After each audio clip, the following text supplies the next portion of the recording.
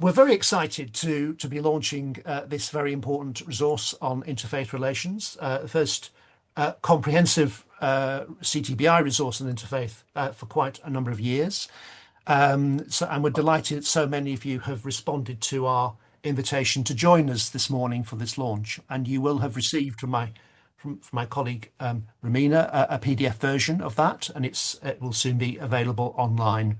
To begin with, I've got some reflections and a prayer, but I just wanted to start with words of a hymn that I find very appropriate. It comes from a collection many of you will be familiar with, which came out, must be more than 20 years ago now, the Iona Community Resource Common Ground. These are words from the American hymn writer Ruth Duck. So I'm going to start, I'll read those words to begin with. As a fire is meant for burning with a bright and warming light, so the church is meant for mission, giving glory to God's name.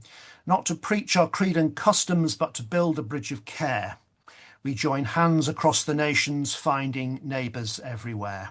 We are learners, we are teachers, we are pilgrims on the way. We are seekers, we are givers, we are vessels made of clay. By our gentle, loving actions, we would show that Christ is light. In a humble, listening spirit, we would live to God's delight. So in this season of Easter, we're very much focused on the gospel stories of the resurrection of Christ and how the disciples met with him.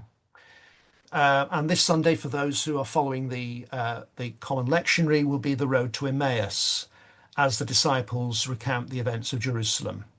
And as they do, they utter those words, but we had hoped.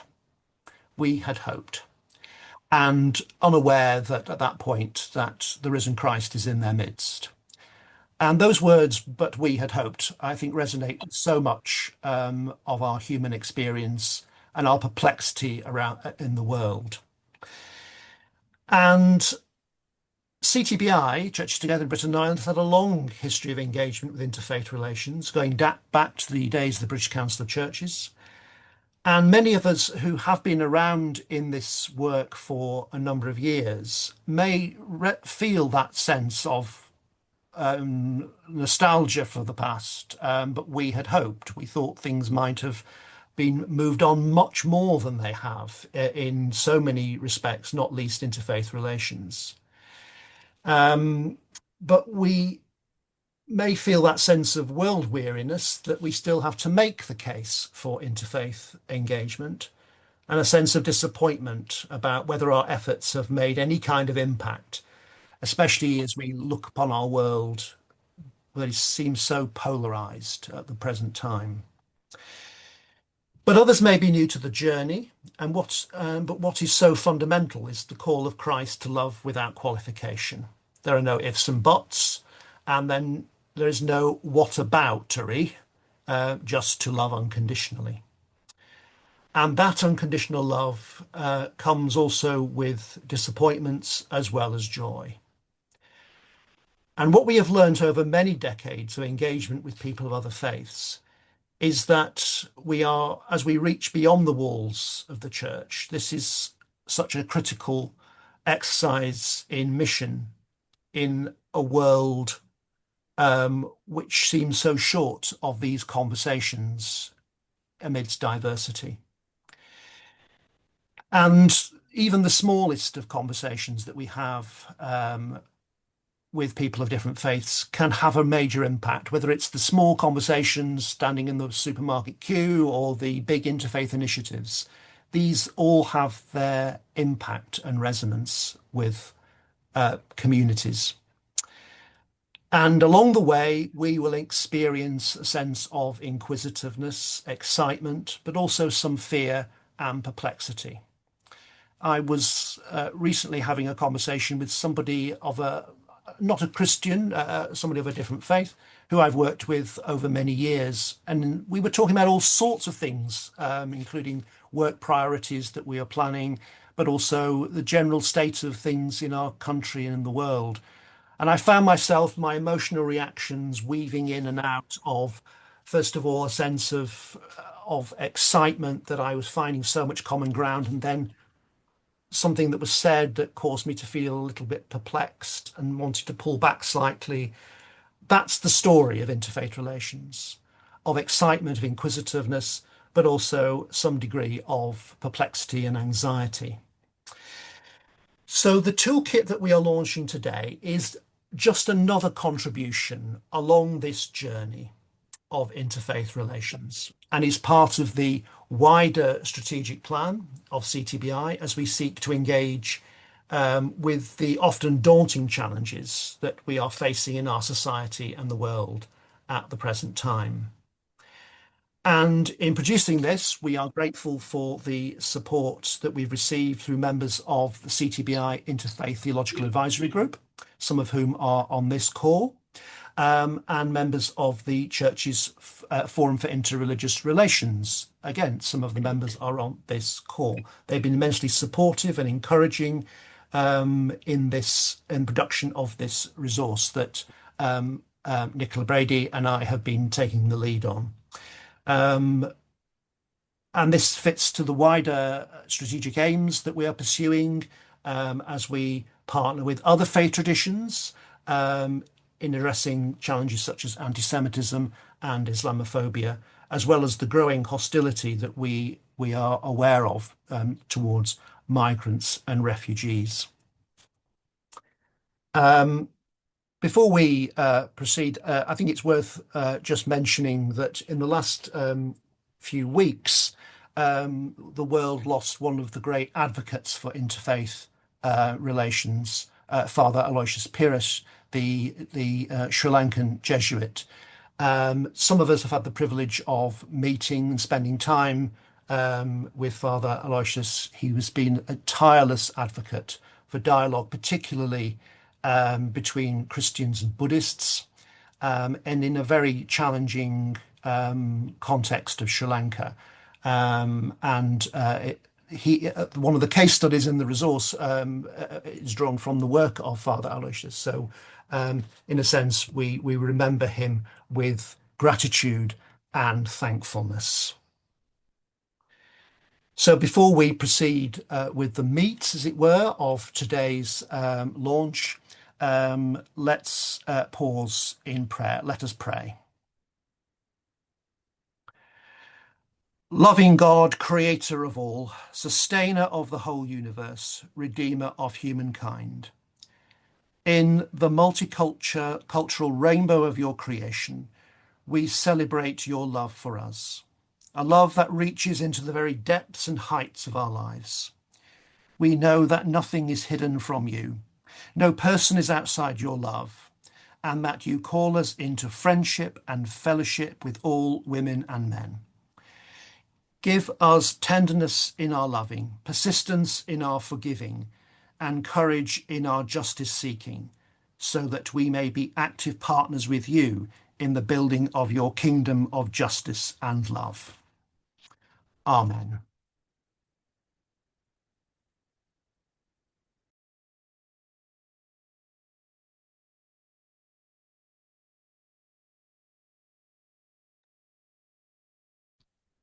So thank you all. I'm going to hand over to my colleague Nicola to take us to the next stage of our launch.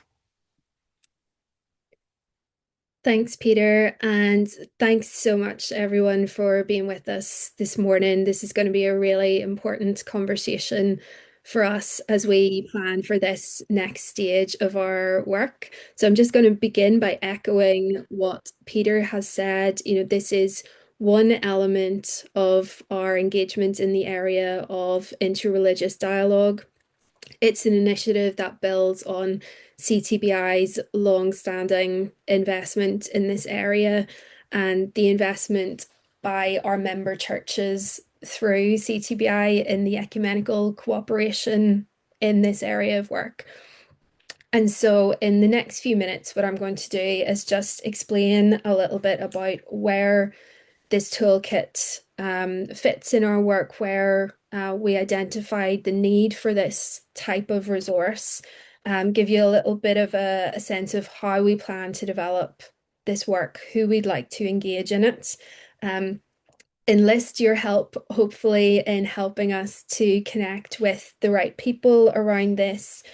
Talk to you a little bit about what's involved in terms of the content and the pilot training program that we plan to offer to support it, and our hopes for the further development. And then later on in the meeting, we'll open it up for conversation, and we'd be really grateful to hear from you. Any questions that you have that, where we could help you to engage with the work, any suggestions that you have for pieces of work that might be complementary to this, we're very open to all of that.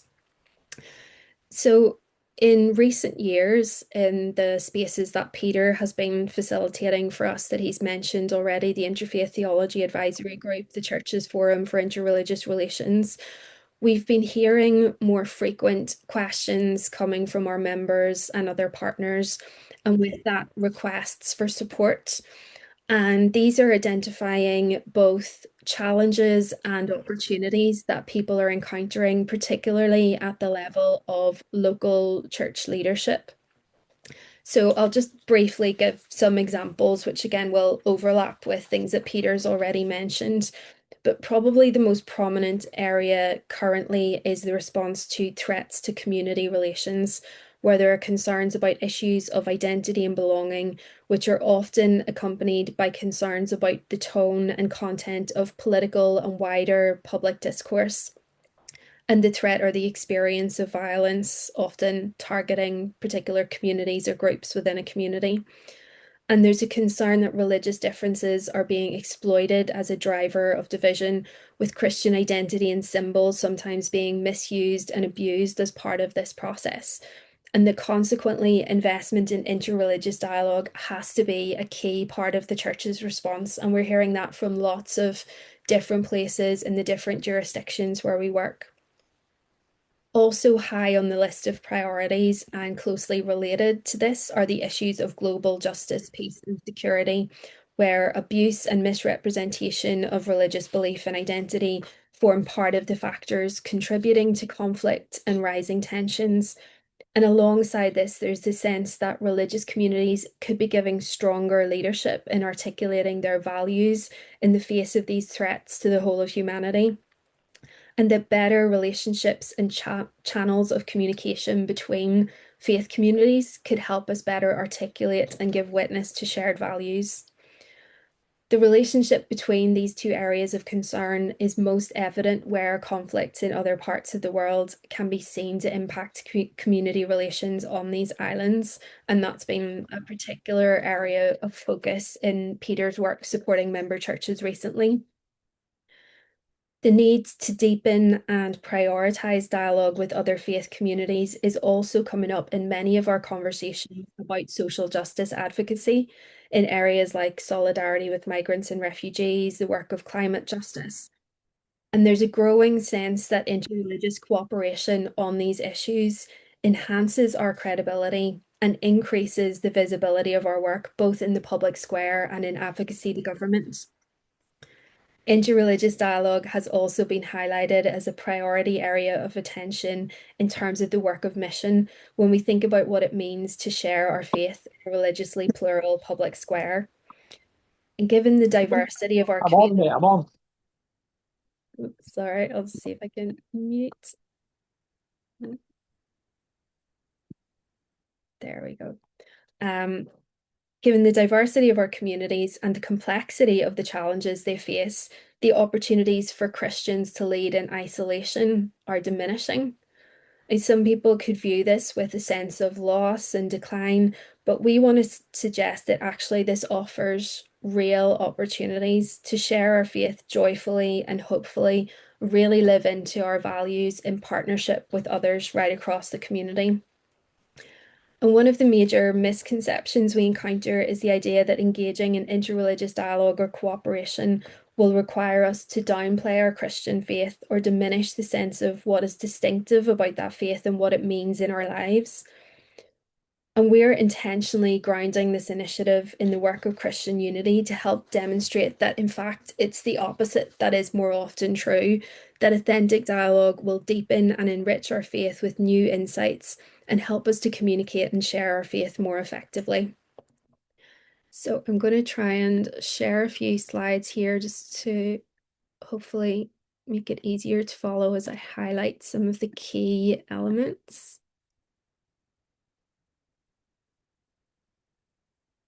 Go, you should be able to see that hopefully. Um, so what do we want to achieve with this resource? Some of that is reflected in the fact that we have described it as a toolkit. We want to be very clear that it's not for us as CTBI to be giving lessons or attempting to roll out a one-size-fits-all blueprint for interreligious dialogue, but rather we want to share our experience and use our connections to help participants, to help leaders from across our membership reflect on and learn from existing good practice in diverse contexts and apply that learning to the situations they encounter in their own work, adapting as necessary to reflect the circumstances in different communities. So, we've been hearing from people who, in the wake of what they're seeing in terms of fractures in relationships locally and globally, who either want to take the first steps in interreligious dialogue or who have begun to initiate outreach with neighbours of other faiths, but want to have the confidence to go deeper in those conversations and particularly to deal with some of these issues that can be sensitive, difficult to navigate, or sometimes divisive. And the publication of this resource is just one small step in a much longer and wider process that we're developing with members and partners. We're drawing on the work of the different groups where we bring together key experts from our member churches. And it's also drawing in some international learning from a fellowship I undertook last year with the CAICID International Dialogue Centre. Among our key objectives are to support members in building confidence and capacity by providing a framework for training and sharing of good practice, to strengthen our networks and ecumenical cooperation in interreligious dialogue more broadly, because through that journeying together, leaders will have access to support, to safe spaces where they can bring their questions. We want to promote this aspect of CTBI's work, communicating positive messages about interreligious dialogue. And that's critical when we're thinking about how we want to influence the tone and content of the wider public debate and make more visible our commitment to this work. We want to create opportunities for collaboration with partners from other faiths. So while this resource is very much grounded in our Christian experience and identity, and we want to work with Christian leaders in this instance, it's also creating opportunities for dialogue with partners from other faith communities. And we want to continue to build on this.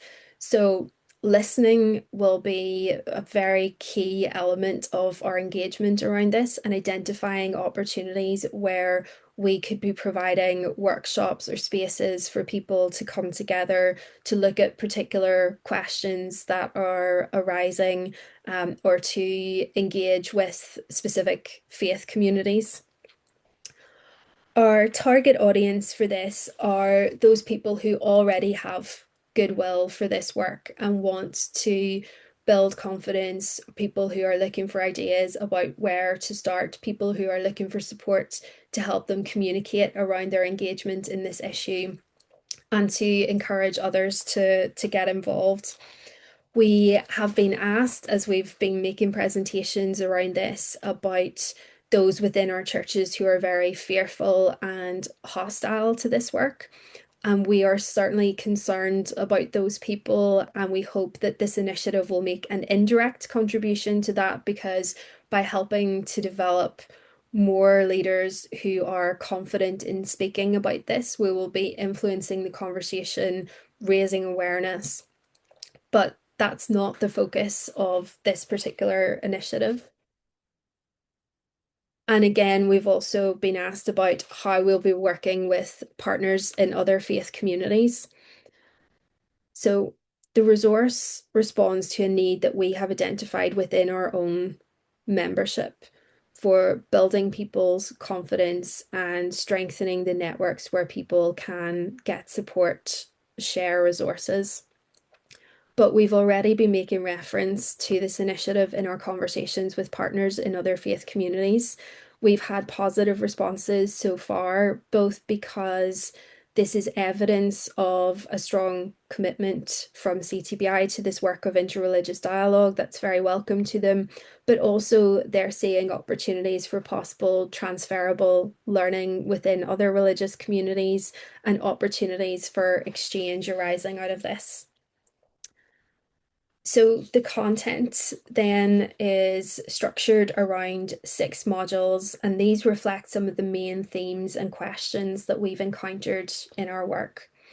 Firstly, the Christian call to unity empowers and helps equip us for dialogue. In this module, we'll really be establishing our foundations, linking it to the wider work of CTBI. And the focus on dialogue was a strategic choice for us, and a lot of reflection went into this. We spent some time considering whether an emphasis on dialogue was maybe setting the bar too high and could be off-putting for people, making them feel like you had to have specific training and expertise rather than simply encouraging people to be good neighbours, and inadvertently diminishing the significance of the very good work that can be done informally through outreach. But ultimately, we felt that dialogue was a good fit for us because of our history and experience as CTBI, because of the skills that those who are involved in ecumenism have built up in the area of dialogue. We felt that it was good to set the bar slightly high so that we're all stretching ourselves in terms of our experience to really achieve the forms of engagement that will be most meaningful and impactful in our particular circumstances. But we're also clear in this module that dialogue can take many forms. It doesn't have to be about formal, structured conversations. What's really important are the values and principles that shape our approach. And so we begin by taking some time to reflect on this and the contribution that a focus on dialogue can make to the work of faith communities in different settings. And then we move on to the very practical area of planning for effective dialogue. And in this second module, we want to help participants achieve best practice by learning from experience near and far and helping to avoid the barriers to engagement that can arise from, for example, blind spots around imbalances of power in our planning. So we offer suggestions for simple things that we can consider and try to help create a space that is open and welcoming for people, and also evaluating the importance of, or emphasizing the importance of evaluating and checking in with people as you progress through your dialogue work. In the third module, we look at the question of, can we pray with people of other faiths? And these issues around prayer and sacred space have been coming up over many years, particularly in the work of the Interfaith Theology Advisory Group, and we draw heavily on their earlier reflections in this module. They had been receiving questions from leaders in local communities about how best to engage with invitations to interfaith worship in public space or at community events. And again, here we really want to emphasize how our sense of the sacred can be an asset in interreligious dialogue and in our collaboration at the service of the wider community. It does require careful thought and consideration to avoid putting people in situations where they may feel uncomfortable, and we aim to help people prepare for that. But it's not about giving a simple list of do's and don'ts to cover all situations, but rather thinking through our approach to help develop the kind of relational approach that will help participants feel more confident in opening up conversations about these questions. In the fourth module, we look at the area of language, which, as we know, can be a critical factor in the success of dialogue initiatives. And from our different backgrounds and experiences, we can all have blind spots. In this module, we focus on the experience of Christians and some examples of how we've been revisiting our language in recent years in the context of our relations with people of other faiths, and taking this as an illustration of some of the challenges to consider. But there are many ways in which language can pose a challenge and be a barrier to dialogue. And so, again, more broadly, we're trying to raise people's levels of sensitivity, awareness, and preparedness to deal with challenges. Turning to module 5, growing peace, not importing conflict. It won't surprise anyone here to know that one of the most frequently raised questions in the area of interreligious dialogue at the minute is how we deal with the impact of conflicts overseas on community relations here. And in our conversations around this with partners of other faiths, there's been a strong consensus that we can't try to avoid these questions to focus on other things, like saying, for example, well, let's come together around our concerns about poverty and social exclusion, but not talk about conflict in the Middle East. Because the impact of these issues is so profound that authentic dialogue cannot ignore it. It's not in our power to resolve these conflicts, but there are things that we can agree on in terms of the human cost and the principles that can contribute to real and lasting peace.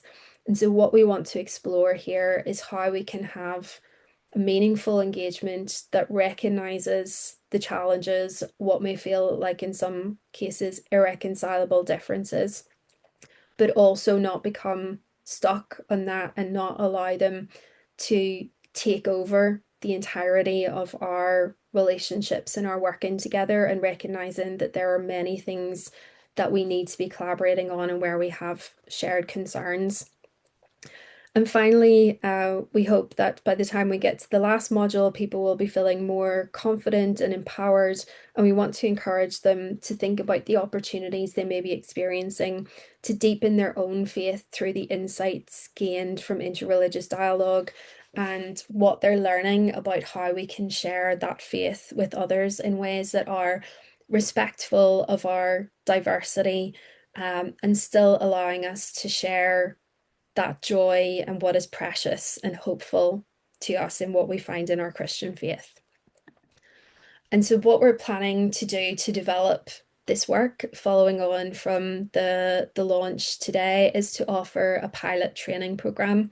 So, the resource, as Peter said, will be available online after this meeting. We will also have a limited number of hard copies that can be shared. There will be costs for postage, and but we want to keep costs to a minimum, and would be interested to hear from you about what would really help you in sharing the resource.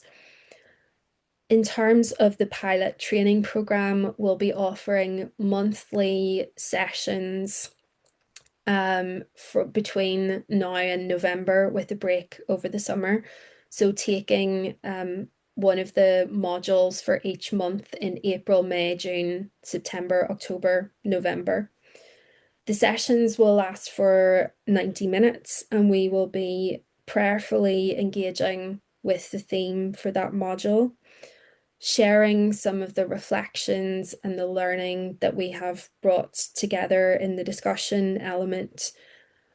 But then the really critical focus of the session will be on the sharing participants' questions and experiences, and really going on a learning journey together. At the end of the pilot program, we want to bring some of the participants together to reflect on the learning in November, and we've chosen that timing to coincide with Interfaith Week. And as you'll know, following the closure of the Interfaith Network for the UK, the marking of Interfaith Week is particularly important. If there are any questions around that, Peter can say more. He's been given a lot of attention to this area, and we felt that the resource gave us an opportunity and something to contribute as CTBI into that space. One of the key questions for us will be whether out of all of this, we could perhaps develop an online training program that could help us to share the learning more widely. So we'll be using the pilot training program to really evaluate the structure that we've offered in the toolkit and see what additional materials might be required to help people that could be developed in the form of, say, video resources, etc. So we would be really grateful for your support in helping to share this work and helping us to connect to the people who can hopefully benefit most from it and also help us in terms of developing it. Just conclude by reiterating that we're not saying that we have all the expertise here, but we have the networks and the contacts that allow us to bring in a wide range of experts. We have developed some, we think, really helpful experience over the years. But really critical to that are the networks of relationships with people who are leading in this area and at local level in different contexts. And this is where the really powerful transformative work has been happening. And so learning from that is a key focus of this work. And with that, I will hand over to Peter to help us to share some examples from that. So thank you very much, Nicola. And so we're very much aware that there is already a huge amount of work being undertaken in different local communities across the four nations. So this is, in a sense, hoping to build on the good practice and and wonderful experience of many different local communities. And we've got, or we hope to have three illustrations of some of that work from those involved in their local communities. Um, I just wanted to ask at this point whether I can't see Harry on the call. If Harry is there, could he just say hi? Harry from Glasgow. I don't think he's been able to join yet. He may have some technical issues. So if Harry joins us, we'll hear from Glasgow.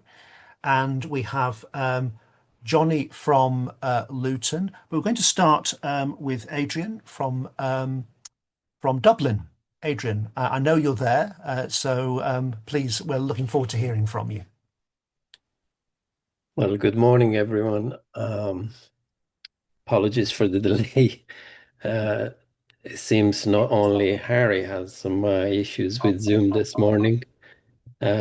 Sometimes Zoom has a mind of its own when decides to upgrade itself at the beginning of joining a session.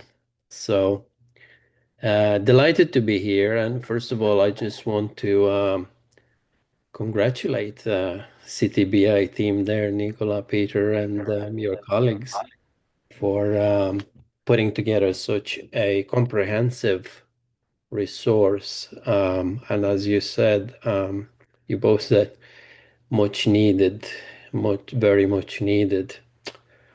I have to say that when Nicola emailed me and asked me to share one or two stories, um, um, it wasn't easy to choose because we have so many.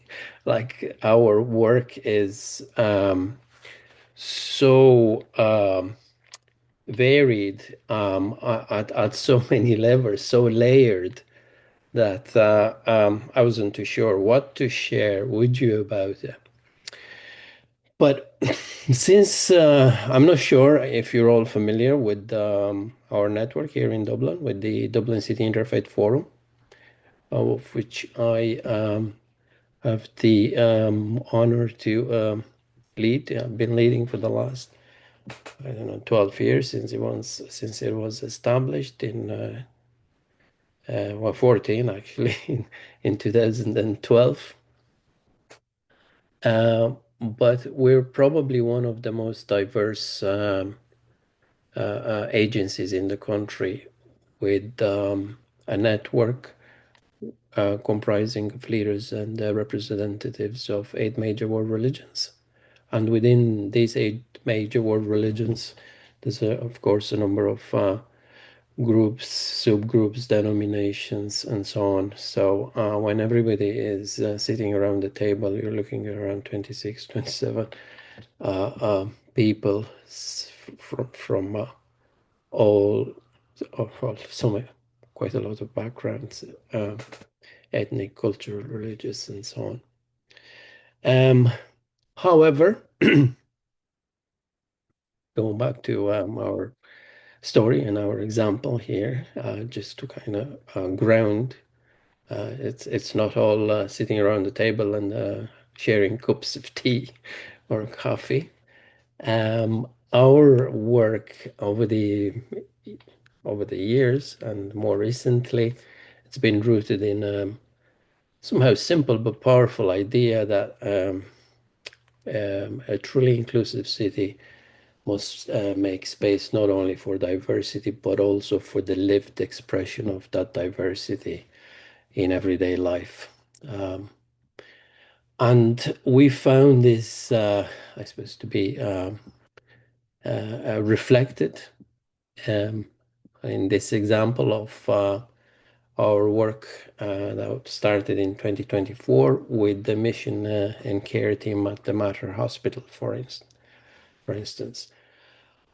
I have to say that this partnership didn't emerge overnight. It has been built steadily through dialogue, trust, and practical engagement between our forum and the hospital leadership and the representatives of our different faith communities.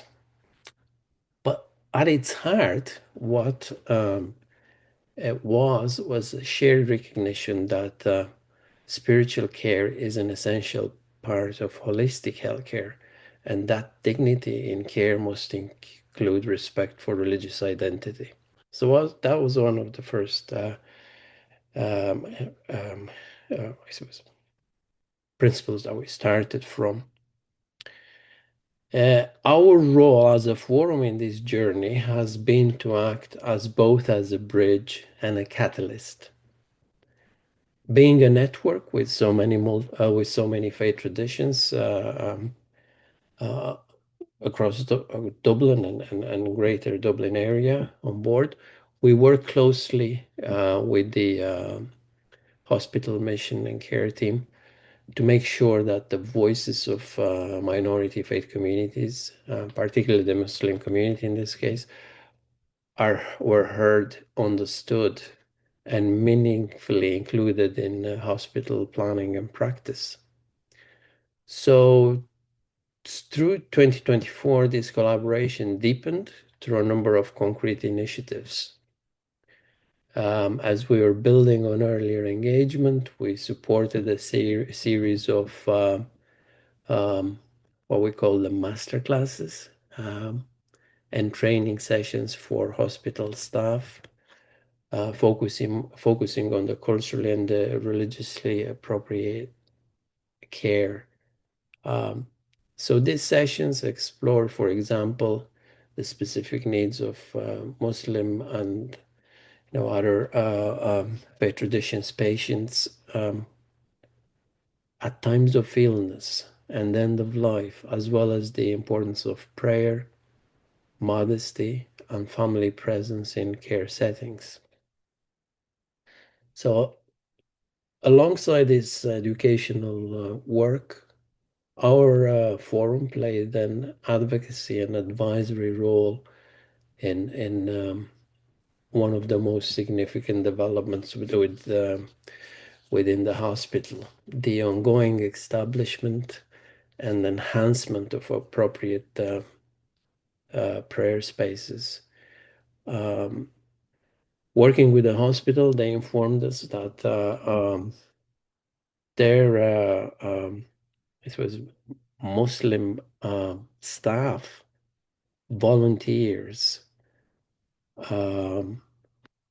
were significant demographic of the of the overall staff in the hospital. So and no appropriate spaces for prayer. So this involved regular engagement with the team, discussions on how space this better designed, resourced, and integrated in the hospital life. We had to look at the elements practical elements such as privacy, cleanliness, orientation for prayer, and the capacity to accommodate this increasing demand that we're coming across in our discussions. In many ways, the development of a prayer space is about more than just a room. It was about recognition. It was a signal to Muslim staff finishing a long shift, to a patient facing illness or a family member in distress, that their identity is seen and valued. It reinforced the idea that inclusion is not abstract, but it is practical, visible, and deeply human. This partnership has also strengthened our relationship. It created ongoing channels of communication between our faith representatives and the hospital management. We were able to address issues rather in a proactive way rather than reactive. And this model of engagement, collaborative, respectful, and solutions focused, it outlines a clear blueprint for other institutions, because we try to replicate this work with other institutions as well. So some final thoughts as we're reflecting on this story and this project with the which is no longer a project, is a fait accompli. It's in our view, a powerful example of interfaith cooperation in action.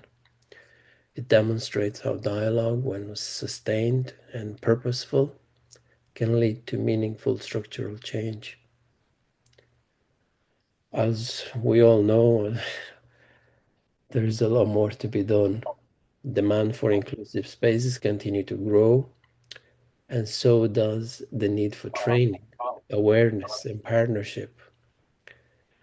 However, the progress we're making gives us reasons for confidence, because ultimately this work is about building a city and a healthcare system where everyone belongs, and where care is not just clinical but compassionate, inclusive, and respectful of all faiths. So this is just a summary of a project that we completed in the space of about a year and a half, that brought us a lot closer with the hospital, with the surroundings, with staff, security, consultants. It really was a win-win situation, because I'll just give you an example now, and I'll shut up, I'll close. When we had the launch, the opening of the space, it was so moving to see the Muslim staff at this hospital with tears in their eyes, because now they had a proper space for praying, with the washing facilities, the women's section, everything. They didn't have to use a corner in the hospital corridors or wherever, so they could pray. But what was interesting as well was to see their colleagues, non-Muslims, with tears in their eyes as well, because they were happy for them. So it's certainly was an eye-opener. So I'll end here. Happy to answer a few questions if there are any. But Thank you. this is just an example of some of the direct work on the ground. Thank you, Adrian. That's very powerful indeed. Amidst all the kind of structural work that we do, there's so much about the impact it has on people's lives that came out very strongly there. There'll be opportunities to ask questions later, but now we're going to hot foot from Dublin to Luton, and we're going to David Jonathan, known to everyone as Johnny, who has been working in Luton for a very long time, and Luton is a very diverse context. So, Johnny, and I think you're going to share your screen with us to Yes. tell us something about the work that you've been doing in Luton. Thank you. Thanks to the Council for World Mission and URC who invited me to develop interfaith work in Luton in 2001. I work with a small community organization called Grassroots that works with churches and with different faith communities in our town, we call it super diverse town because we have over 140 languages spoken in Luton, and around 76% of town's population is religiously affiliated. So in such a multi-faith town, how interfaith work has evolved over the years, I'm humbled to share a little bit of that story from Luton this morning. And I'm going a little bit back in the history just to give us an idea that this kind of building relationship work takes longer than we imagine. It's not an overnight development.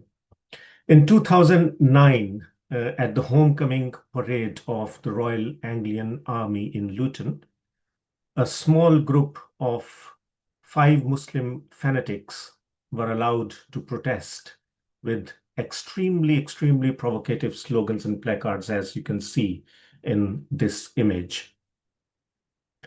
Ever since then, Luton has been labeled as a hotbed of extremism, and Luton has been labeled as a town which has been a breeding ground for terrorists.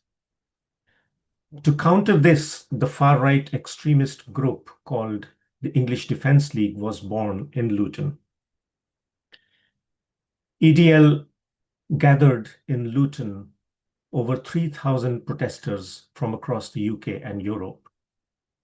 So with 3,000 protesters gathered in one part of the town and over 1,000 local residents and young people gathered in self-defense in another part of the town, it seemed like Luton had become the epicenter of the global clash of civilizations.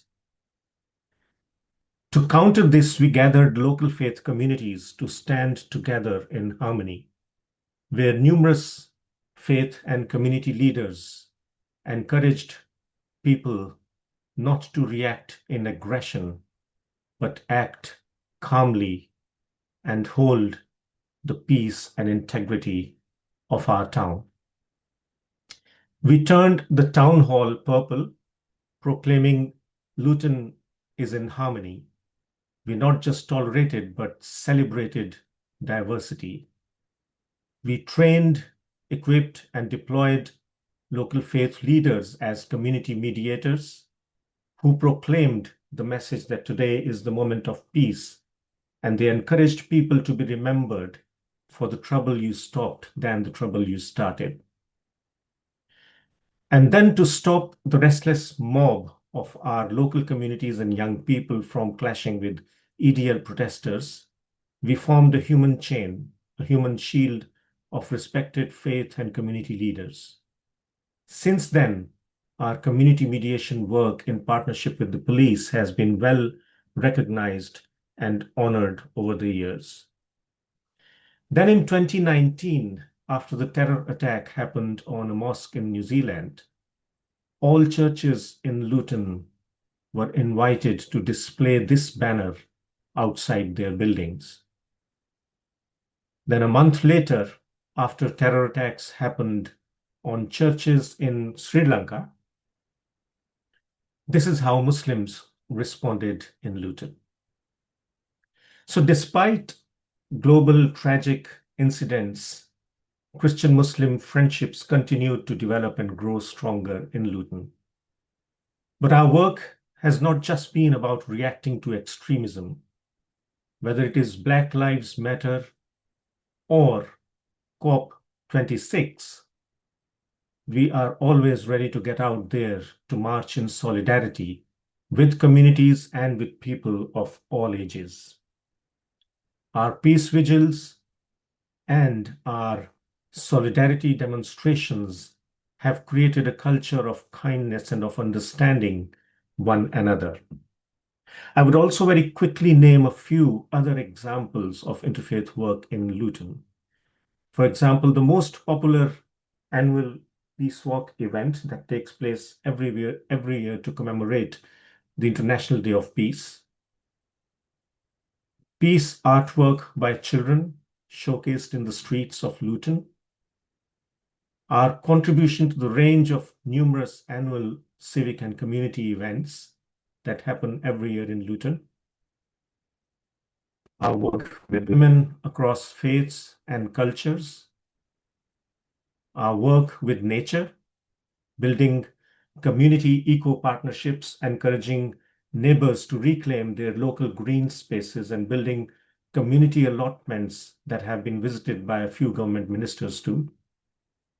And after COVID-19, our Peace Garden initiative included planting a tree for every life that was lost during the pandemic in our town. And we did this by involving faith and community leaders and all sections of our diverse communities. Our community archery project attracted Daniel Brown, who is Britain's Paralympic gold medalist, and our campaign to make Luton a fair trade town has also been a huge success. Our multi-faith storytelling sessions have also been extremely popular in schools, and now we are taking them to the secondary schools and sixth form colleges as well. And so are our school assemblies, led by a panel of leaders from different faiths. Friends, I could go on, but I would better finish by saying that the Latin term Missio Dei reminds us that it is not our mission, but God's mission into which we all are invited to participate and to make contributions. And so we say that we are about building life-flourishing communities, but not alone, together with different faiths. And we are about celebrating difference while staying faithful to our own. Thank you for the opportunity. Johnny, thank you very much. I remember when you first arrived in Luton as a CWM partner that you and I met regularly, and so I know some of that story, and it's very heartwarming to see so much amazing work that's been achieved. Thank you very much. Do stay with us, because I'm sure people will have some questions before we finish. We're going to go up to Glasgow now. I think Harry is with us. I think, Harry, have you had some technical difficulties? Yes, I have had Yes. an attack of gremlins, and I was frozen out. Now I've come back in, so I'm Well, you're very terrified to welcome. touch anything. Huh. So do share us something of what's happening in Glasgow. Thank you. Thank you so much. Thank you for this opportunity to share some of our work in Glasgow. My name is Harry Dunlop, and I am a freelance interfaith and program manager. Um, for over 30 years, I was a curator with Glasgow Museums, based at the St Mungo Museum of Religious Life and Art, which is one of the world's first museums looking at the importance of faith and religion and cultures across the world and across time. So I'm still doing what I really enjoy, and that's working with people. But so I'm back in the grassroots, which I've always enjoyed. So Interfaith Glasgow is our local interfaith organisation, and like any other interfaith organisation, we think local, but also we're about the global picture as well. So what I want to do is to give you an example, just an example of the kind of work that we do. I don't have any photographs, but I am going to refer you to a website and a Facebook page to give that'll give some more information about the project I'm going to talk about. One of our important projects is called the Weekend Club. And the Weekend Club represents an area which is area of concern shared by all the different faith traditions in Glasgow, and that is how we welcome refugees and asylum seekers and other migrants to the city. Glasgow, if you don't know, is one of the largest centres of asylum dispersal outside London, and over the last 20 years, it is completely transforming our city for the good, I have to say. On the whole, the welcome of refugees and asylum seekers has been incredibly positive. I don't know if you're aware of the Ken Muir film. There's a film that's been created where local people protested against the removal of people from the south side of Glasgow. Please do have a look at it. It shows the power of local communities in defending the weak and the marginalised. So I do refer you to that.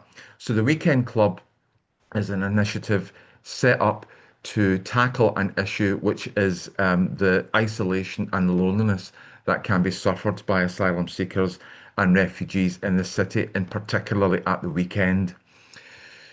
So what the Weekend Club tries to do on a once a month basis is to invite a whole load of people that we're in contact with, and that list grows, who are within the systems, between systems, arrived in the city, been in the city for some time, to come together for fun, food, friendship, information sharing.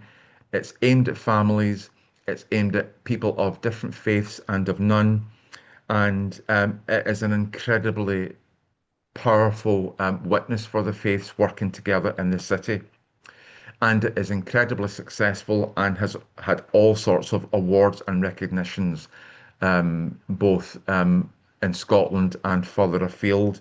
It's something as an organisation we're incredibly proud of, and it's a part of the organisation that has been that is it has received additional funding. I'm not able to say exactly what that funding is and where from, but I know we've secured even more funding because our funding is, like so many organisations, is really quite difficult just now. But I think we have secured additional funding to keep the Weekend Club going, and that's something we're incredibly proud of. So, as well as meeting in different places, the type of places the group meets are places like museums, which in Glasgow are free. We also take the group, and when the weather is relatively less severe as it was in the Easter weekend here, to the zoo, down to the coast, to other places where people can enjoy the outdoors and enjoy each other's company. But one of the strands is to welcome people, is to encourage the faith communities in Glasgow to welcome people of different faiths. And they can do that in all sorts of different ways. And the communities have all been taken there in turn in doing that. We had a situation in February where I discovered from my colleagues who directly work with the Weekend Club, my work is not directly involved in the Weekend Club, but on this occasion I stepped in to try and help. I discovered that the venue that they were trying to secure for the Weekend Club had fallen through, and I thought about my own local church, about what we could do. And I spoke to our priest in charge, Father Peter. I asked Father Peter, I explained to Father Peter the situation, and he said, Harry, you must invite the group to come to St. Bride's. I'm not quite sure what's happening here, but this group cannot be cancelled. This important form of ministry and outreach must go ahead, and we will welcome them with open arms at St. Bride's. So my colleagues were absolutely delighted that the event was going to go ahead. And so we made plans for the event to happen in the church hall. Our church is in the West End of Glasgow. It's the Scottish Episcopal Church, which is a sister church. We call it the sister church of the Church of England, part of the Anglican Communion.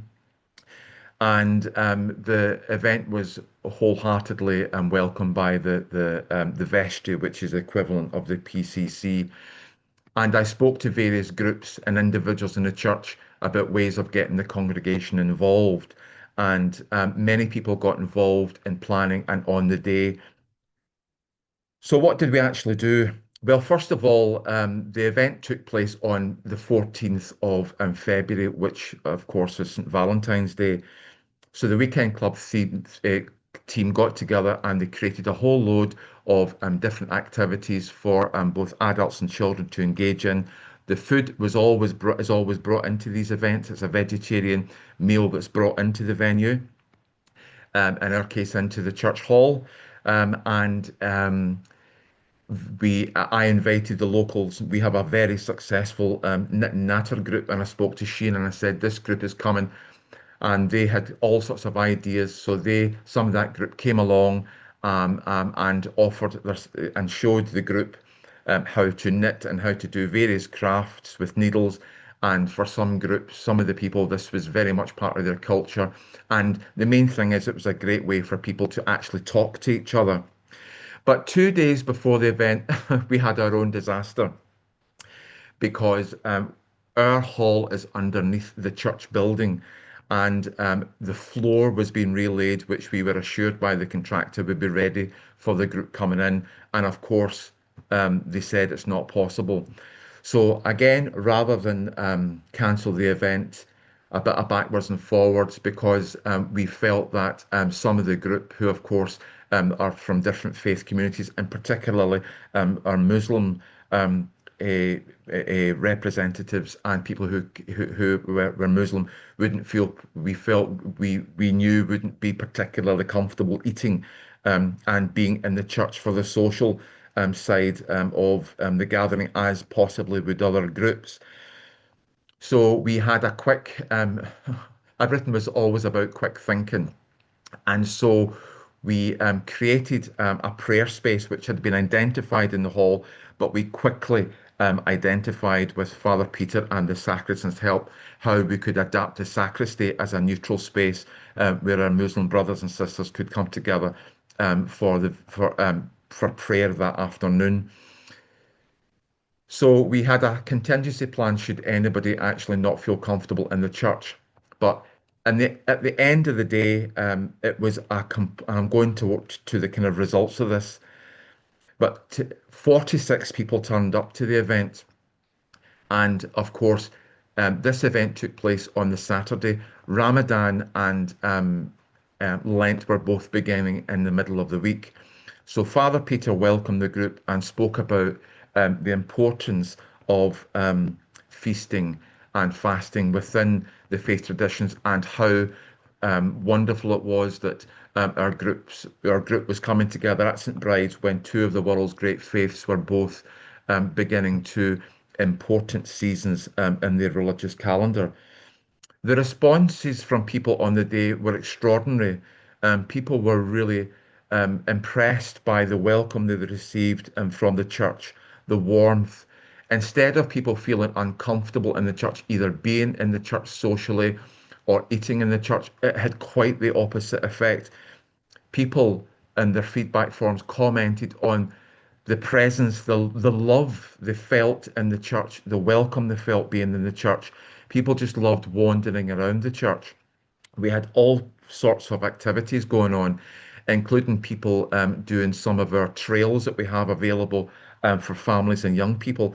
A lot of people in the group, the English are ESOL, so English isn't their first language. So some of the worksheets we had were at a level that people could actually engage with. So we had people exploring some of the carvings in our choir stalls, all lots of little creatures that we have hidden away. It's called Animal Safari, and it was a real treat with some of the younger visitors, and some of our stained glass. One of the worksheets explores a stained glass window of the Nativity, with various stories from the infancy of Christ. And one of these stories, these depictions, shows the Blessed Virgin nursing the child Jesus under what we always thought was a cherry tree. But it turns out, of course, that it's not a cherry tree because our Muslim brothers and sisters referred to the surah in the Quran, which talks about the virgin and child being fed by an angel and being fed dates under a tree. And so we now know that that story, we now know the story is from one of the apocryphal gospels. I think it's the Proto-Evangelium of James. But we now know that that story is part of the Quran, and the Muslim representatives there were able to share with us what that story means. So that window now for us has an interfaith angle as well as being a beautiful piece of devotional glass. So it was an incredible day, and there was so much to learn from it. People who weren't able to take part from the church, or who weren't able to do that, have asked that we repeat that event. So we're actually going to invite the group to come back next year, next February, because it was such a positive experience, not just for the people from the weekend club who felt. Another word that people used was people felt incredibly safe in the church. And be it they felt that another person used the word enfolded. It was that people from the church want to think about other ways of engaging with refugees and asylum families, both in the local community and in Glasgow in general. And they want St Bride's to be a place where everyone can feel welcome. So it was an incredible experience. And I'm going to give you some um, links just now where you can find some images and a copy of a little piece I wrote for our parish magazine. So our website is stbridesglasgow.com, stbridesglasgow.com, and under events, you'll find our parish magazines. And in the March magazine, you'll find a little piece I did about the event. So please check that. For photographs, go to our Facebook page, which is St Bride's Episcopal Church Glasgow. And if you go back to February, you'll find a whole lot of images of the event. So you'll get a real flavour of the things that happened at that event. And for Interfaith Glasgow, our website is interfaithglasgow.org, where you can find more information about the weekend club itself. So I'll stop there and see if you have any questions. Harry, and delighted that the technology Oh, good. didn't up. No, we heard everything, and Oh, good. thank you very much indeed for what you shared, and all three of our contributors. And if you were sitting there thinking, "Wow, this is just amazing stuff," just think of all the different contexts where we haven't heard from, where amazing things are happening, and so and yet more could still be done in other places too.